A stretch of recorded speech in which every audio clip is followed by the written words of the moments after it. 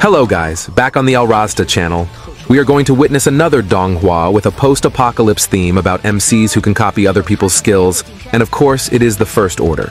For those of you who haven't seen the previous part, please check out the playlist on my YouTube channel, or click on the link in the description. Okay, without further ado, let's get right to the story.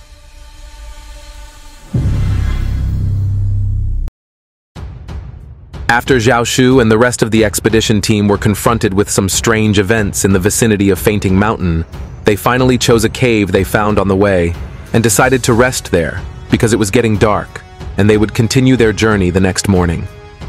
Here, Zhao Shu asked Zhu Xianchu if there were places similar to Jingsan Mountain in other places around the fortress area, and Zhu Xianchu agreed, but those places were already controlled by a company known as Tindercorp. It is said that Tindercorp itself is an independent consortium company, and they have more than 20 fortresses under their control. The distance itself is very far from 113 Fortress, so Zhao Shu, who is a layman, has never heard of this Tindercorp. From another direction, Liu Bu asked Zhao Shu, "Can the pine tree trunk containing the water they collected earlier be eaten after being boiled like that?" "It certainly can't," MC replied, "because of the lack of food." Here, Liu Bu asked Zhao Shu to make another wish, like the incident of the wild boar hitting the tree earlier. While Zhao Shu threw an empty water bottle at Liu Bu, he told the man to just ask for his own wish. Suddenly, the sound of a swarm of wild animals came from outside the cave, and the sound got closer and closer.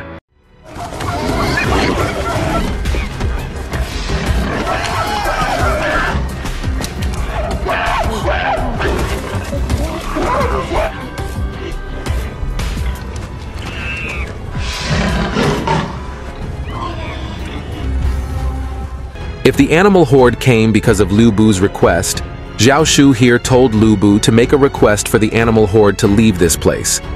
Earlier that night, they promised to become only vegetarians who would not eat meat.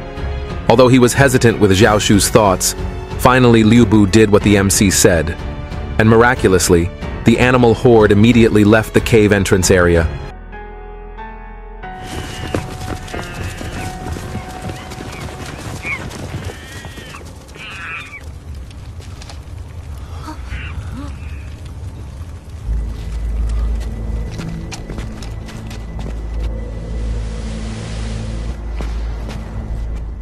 But in fact, Zhao Shu realized that the events they encountered at that time were not due to the power of desire that Liu Bu had requested, where the animals came because there was something pushing them out of the forest. As they prepared to point their weapons at the forest, Zhao Shu also explained that the cave they were in was supposed to be the place the animals had chosen to hide earlier, but because the place had been taken over by the expedition team, the animals decided to find another hiding place. While the reason why the previous wild animals did not attack them was surely that the animals realized that if they fought with Zhao Shu and the others, the terrifying figure from the forest would soon come, and they would not have time to find a suitable hiding place. According to Zhao Shu, they also don't need to be afraid of the figure chasing the animals. He feels that this cave is quite safe because the animals chose to come to this place earlier, and basically, the instinct of animals in survival is quite good, so Zhao Shu felt that this cave would be a safe hiding place for them. When they had gone through the canyon before, they had encountered human corpses along the way, but after going through the canyon and entering the forest, they had not encountered a single corpse of any living creature, animal or human so far. Obviously, this was very abnormal. There must be something wrong with this forest. While Zhao Shu was filling his bottle with water droplets from the branches in the cave, Zhu Xianchu explained that he now knew the way to avoid the terrifying figure in the forest, where they only had to avoid the forest area at night. But according to Zhao Shu, not only at night, but they also have to do what Zhu Xianchu said during the day. From this, it was finally decided that their next trip, the expedition team would only follow the mountainous area where trees are relatively rare to be found. And suddenly, from the direction of the forest, began to be heard the sound of iron chains that seemed to be dragged by a creature. The sound then caused the expedition team to immediately prepare their respective weapons.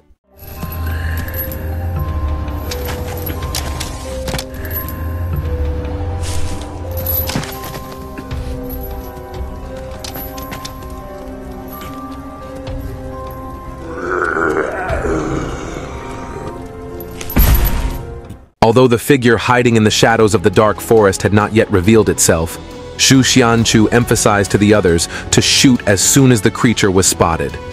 With the firepower these three possessed, Xu Xianchu was confident that they could destroy the creature as soon as it was spotted. And even if that wasn't enough, Xu Xianchu would also release his shadow clone.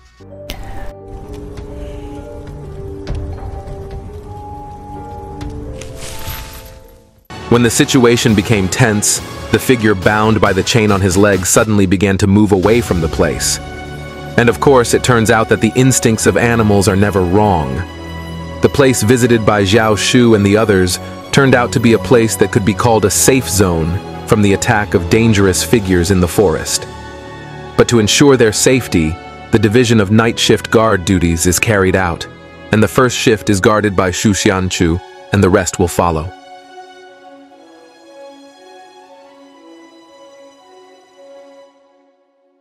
The next morning, something strange happened again when everyone was suddenly awakened by the sound of explosions coming from the mountains. Here, Wang Lei the One-Eyed thought that it was the sound of a mountain erupting, but according to Xu Xianchu, it didn't sound like a mountain erupting. It sounded like the explosion of a homemade human bomb. And most likely, it was another team of the Kingshi group in Fort 112, led by a fort manager. According to Xu Xianchu, it would be very difficult for teams from other places to enter Jingshan Mountain. And for now, according to Xu Xianchu, they should immediately go in the direction where the sound of the previous firefight explosion was heard. According to Xu Xianchu, they will only be looking for death, because what they will face this time is the Kingshi group, especially since they have a fully armed military force that Xu Xianchu and the others will not be able to overcome. But for Xu Xianchu, at the moment, they have no choice but to move forward. And after they reach the destination, if they really don't have a chance to find out the secrets contained in the city of ancient civilizations, then the next thing they need to do is to escape through the road that the members of the Kingshi group have passed. Xu Xianchu believes that the road that the enemy has passed is safer than the road that Xiao Shu and the others have passed before. From the sound of the explosion earlier, Miss Xiao Jin predicted that their destination was tens of kilometers away from this place. And if they left now at high speed, they would probably arrive at night. Xiao Shu spoke up and said that considering the dangers and twists and turns of the roads around the mountainous area, it might take them days to reach their destination. And if Xu Xianchu was in such a hurry that he told everyone to travel at night, Xiao Shu would find his own place and leave the team. In the end, everyone decided to follow Xiao Shu's advice to make their journey safer.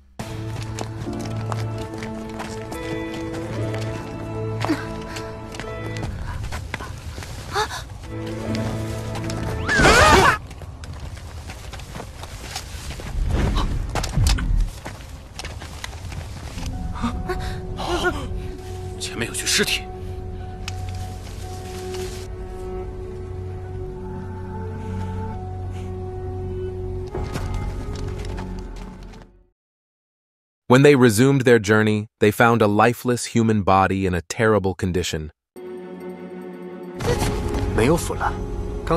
But after checking it out, Xu Xianchu found out that it was not the service of the Kingshi group, but the body of a mercenary.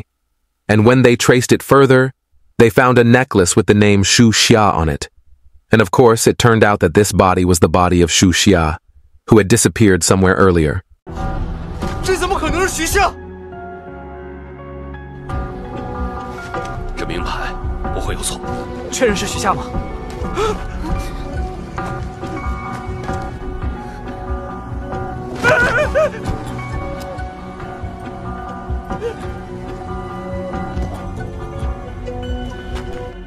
？Unlike Miss Xinyu and Liu Bu, who immediately threw up, Xiao Shu here looks so calm as he turns over the corpse.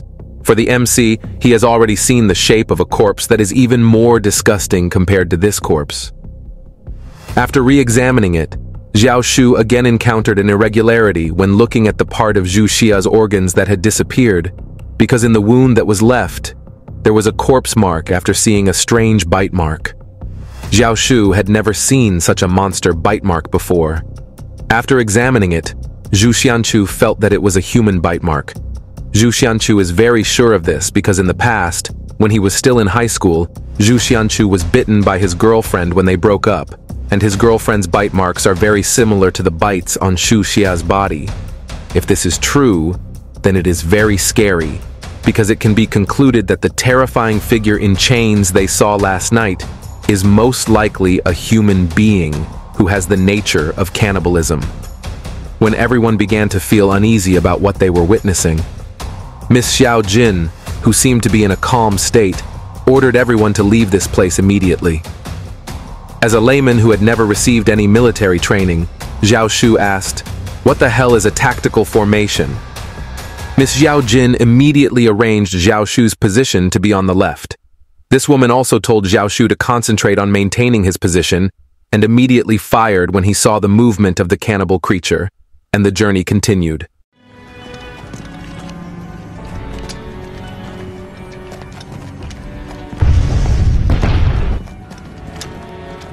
While moving in formation, Xu Xianchu explained that from the custom of the military, when they release an area-destroying explosion, there are usually several scouts stationed around the explosion area.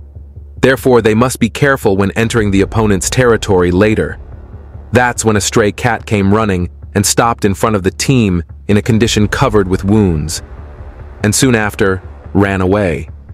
It seemed that the animal did not intend to attack in such a condition.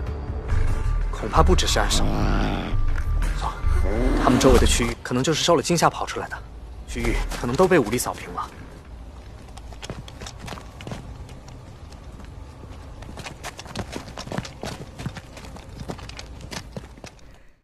Shortly after taking a few steps forward, another boar appeared. But Xu Xianchu advised the gunman not to shoot, and the frightened boar just ran away. 让开他，不要开枪！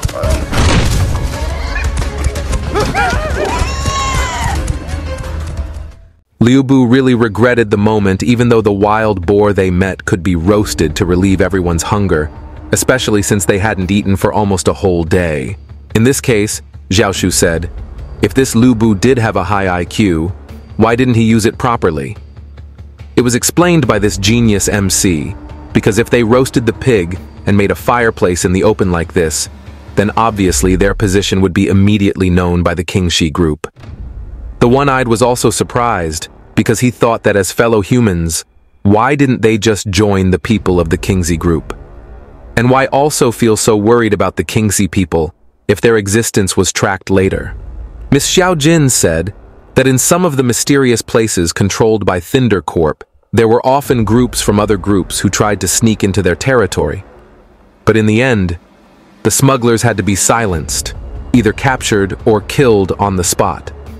Of course, this situation was almost similar to what Zhao Su and his team were experiencing now, which was that if they surrendered to the Qingxi group, there was a high probability that they would not be treated well. Of course, the Qingxi group would never save all of them here. This fact made Liu Bu feel that if the journey they were currently on was completely meaningless, if the Qingxi group couldn't save them, then it was no different from being eaten by monsters. That's why he would stay here and not travel any further. After Liu Bu decided to stay, everyone immediately left. But because he was afraid of being left alone, Liu Bu ended up following them.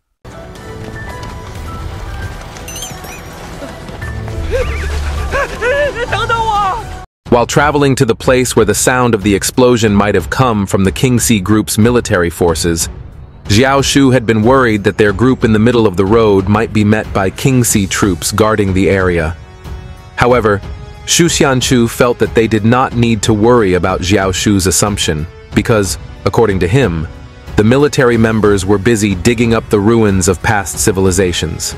Therefore, they would not insist on pursuing Zhao Shu and others. But Xu Xianchu's assumption was immediately refuted by Miss Xiao Jin, because, as far as she knew, consortiums like the Kingxi group would do their best to block information, and they would immediately slaughter or arrest unknown people like Xiao Shu and others, so that the information about the ancient civilization they found would not spread. So when Miss Xiao Jin met with those people, she hoped that Xiao Shu and the others wouldn't have to show compassion. Not long after that, there was another explosion of gunfire coming from the direction of the target. Regarding the sound of the gunfight, Xu Xianchu reiterated that they would only die if they turned back, and that they could survive if they continued to advance. And from now on, Xu Xianchu urged everyone to avoid confrontations or encounters with enemy troops as much as possible, based on the sound of the previous firefight. They slowly continued their journey. Xu Xianchu had whispered to Xiao Shu here that he was thinking of letting the 3 burdens behind him be captured by the enemy. This was because they would not be able to keep up with Xiao Shu, Xu Xianchu, and Miss Xiao Jin in the guerrilla war that would follow. But unbeknownst to them, Lady Xiao Jin had suddenly vanished into thin air while they were talking. Even the 3 porters who were supposed to be watching from behind were unaware of Lady Xiao Jin's sudden disappearance. Xiao Shu, who was beginning to wonder what Miss Xiao Jin was doing this time, left the team with the excuse that he had to find Miss Xiao Jin, who might have been left behind. According to him, Xiao Jin had to be found because she was alone in the middle of the forest. Along with Xiao Shu's departure, Xu Xianchu also left on his own in another direction without saying a word to the 3 burdens he had actually left behind.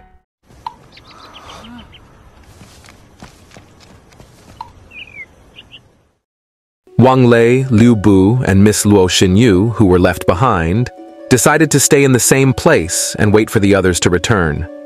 Liu Bu also mentioned Miss Xiao Jin here. During their journey, Liu Bu felt that the lady who was good with weapons felt like she had her own purpose. But whatever it is, for Wang Lei, what makes him wonder is why Xu Xianchu and Xiao Shu, who said they wanted to find Miss Xiao Jin, have not returned yet.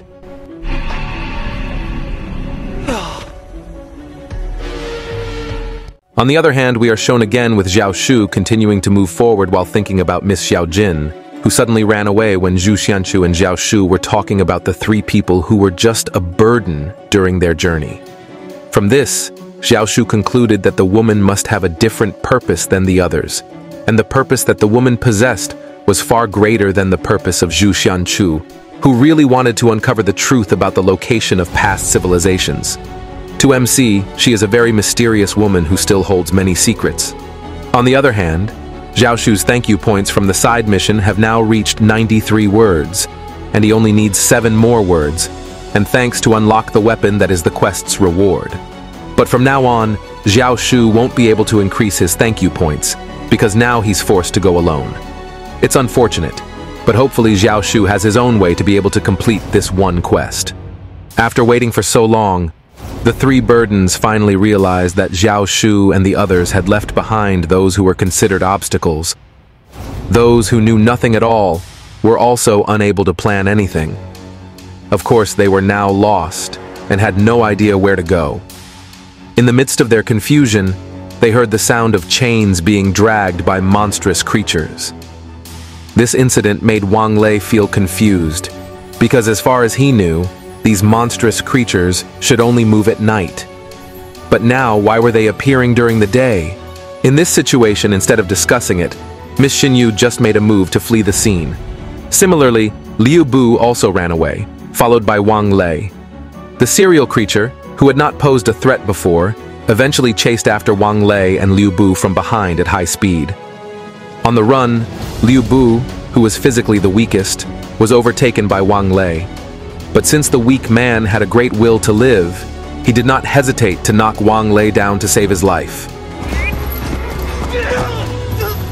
And of course, since Wang Lei was at the very back, he was the next to be devoured by the serial creature, which then caught up with him, while Liu Bu managed to survive the dangerous situation.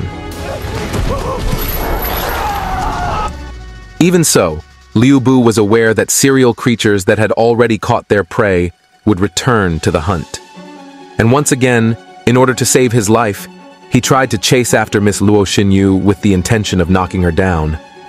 Unfortunately, Liu Bu was unable to catch up with Miss Xinyu, who could run very fast.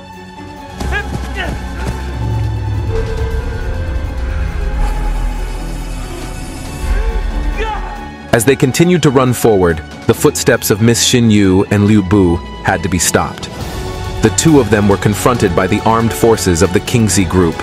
Before being captured by them, Liu Bu reported that a monster was chasing him right behind him. When they heard this from Liu Bu, the military was not surprised at all. It seems that they know the shape of the creature chasing Liu Bu, and they call the monster experimental species. While Liu Bu and Luo Xinyu were being searched, the rest of the military prepared for the presence of the experimental beast, forming a formation and preparing their respective weapons for an ambush.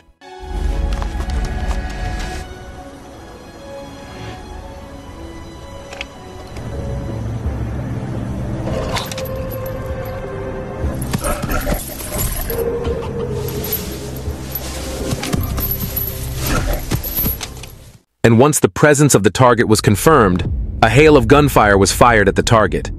And it's not just gunfire. In order to stop the movement of these experimental creatures, the military forces even have to use grenade launchers. But unfortunately, these deadly attacks still could not undermine this creature, which turned out to have a very strong physical body.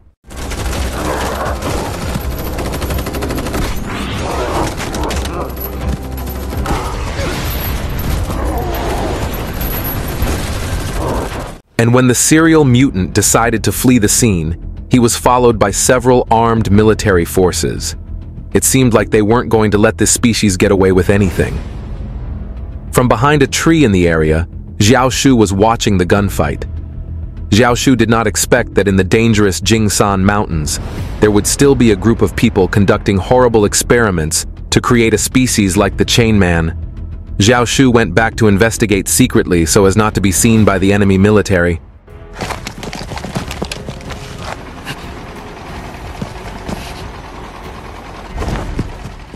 Finally, Xiao Shu was stunned when he saw with his own eyes and mind a modern city that had turned into an abandoned ruin. There also seemed to be people living there who might have come from the Qingxi Consortium to excavate the ruins.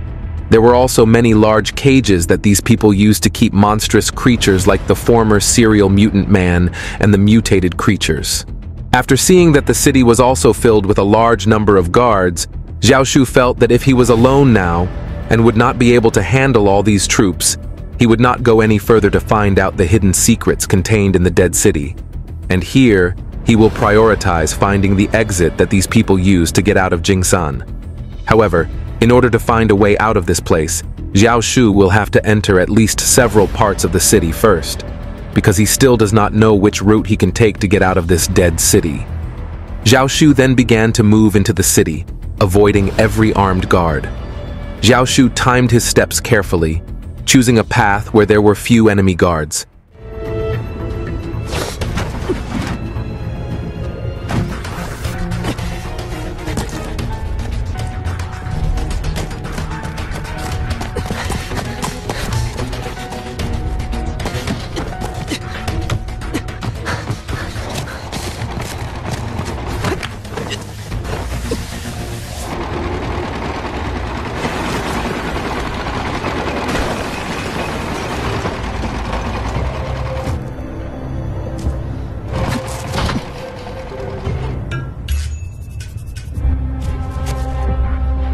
很喜欢洗脚吗？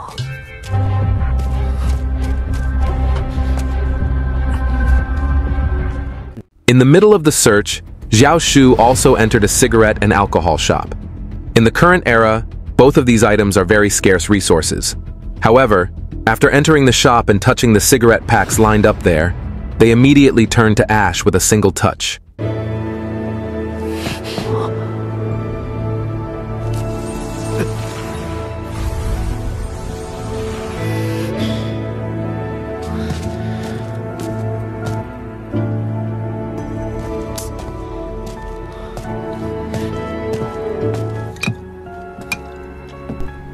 He couldn't find any drinkable alcohol here either, so the MC decided to leave.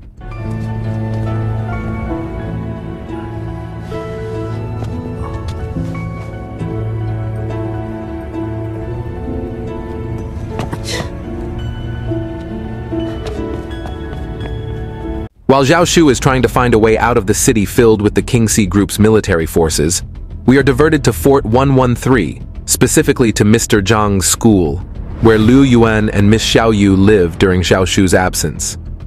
And just as Liu Yuan has just come home, Miss Xiaoyu has prepared dinner for Liu Yuan, and this time the menu was scrambled eggs and vegetables, the ingredients of which were obtained by Miss Xiaoyu herself after looking for them in the market.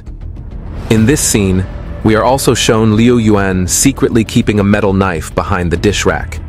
While outside, Mr. Zhang can also be seen watching Liu Yuan, who is about to enjoy his dinner.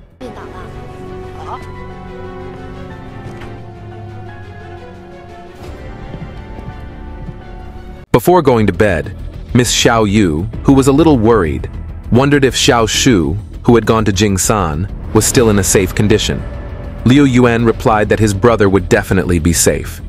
And from here, Li Xiaoyu once again asked Liu Yuan not to make too many requests, because Miss Xiaoyu would not be able to explain anything if Zhao Shu, who had just returned home, saw Liu Yuan's condition, which was not good. The lady also asked Liu Yuan to never leave his schoolwork, as it was his responsibility.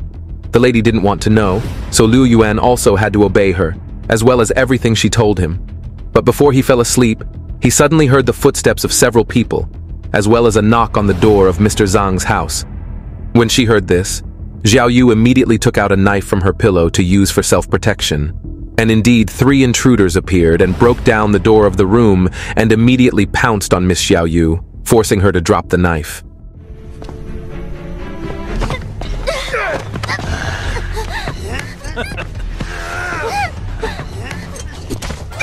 While the 2 bandits were confronting Miss Xiao Yu, who was still trying to put up a fight, one of them started walking towards Liu Yuan while arrogantly holding a weapon.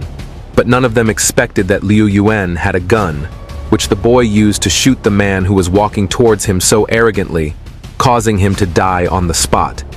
If you remember, this is the gun that was stolen by the MC guys, which was then given to his sister as a weapon to be used when Liu Yuan's situation is an emergency. Although the shot that Liu Yuan had just fired became the first murder he committed, Liu Yuan, who had strengthened his resolve, returned to fire several shots at the other 2 people who were torturing Miss Xiao Yu. Liu Yuan also killed the 2 bandits who broke into Mr. Zhang's house, shooting both of them with consecutive shots. They were the ones who targeted Miss Li Xiao Yu, who had gone to the market to buy food, and the money she was carrying attracted the attention of the bandits. And after Liu Yuan had killed them all, Miss Li Xiaoyu hugged Liu Yuan to calm him down.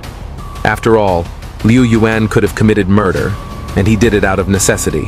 And at his relatively young age, this would of course be a mental burden for him. And after the problem was solved, Mr. Zhang came. And that's the ending of the First Order in this episode, guys. And sorry if it's been a while since I uploaded the series. Apologize if there are words that are not understood or mistakes in the delivery of the story, guys. Thank you for those of you who have survived until this closing word and the final word from me. Bye.